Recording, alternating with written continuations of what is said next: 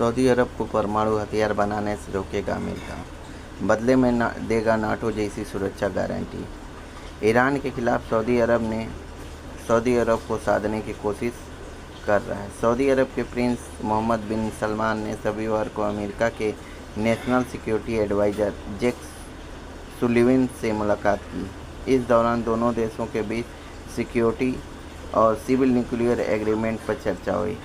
News agency Reuters के मुताबिक समझौते के तहत अमेरिका सऊदी अरब को सुरक्षा और परमाणु सहायता देगा।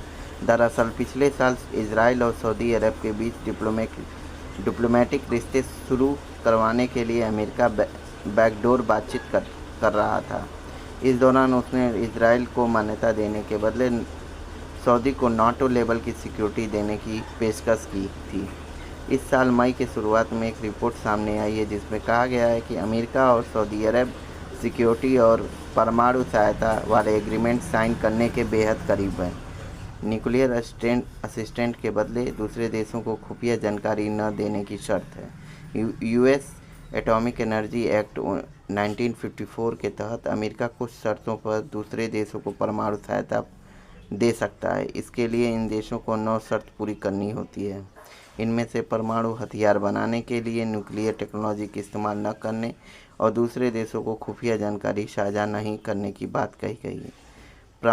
क्राउन प्रिंस के 2030 का प्लान के लिए बहुत ही अहम है न्यूक्लियर एनर्जी। सऊदी अरब के सबसे बड़े तेल निर्यातक हैं।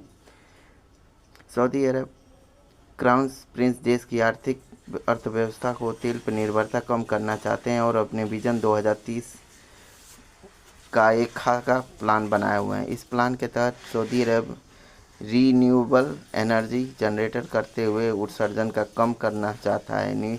न्यूक्लियर एनर्जी इस लक्ष्य को हासिल करने के लिए अहम साबित होगी।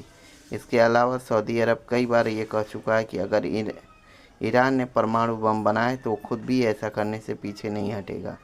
अमेरिका की मदद से सऊदी परमाणु तकनीक में महारत हासिल करना चाहता है। इसके जरिए वो परमाणु के विरोध के बावजूद भी परमाणु हथियार बनाने के सक्षम होना चाहता है।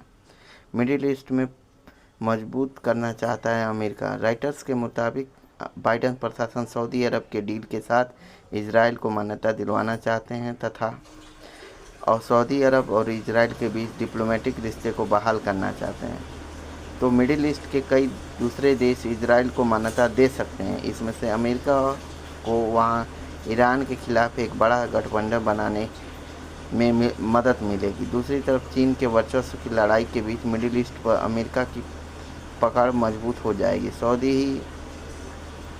साथ ही सऊदी में न्यूक्लियर प्लांट बनाने के लिए अमेरिका वहां अपनी इंडस्ट्री भी लगा सकता है। इससे वो ग्लोबल बिजनेस के मामले में रूस और चीन की एटॉमिक कंपनी से एक कदम आगे निकल जाएगा।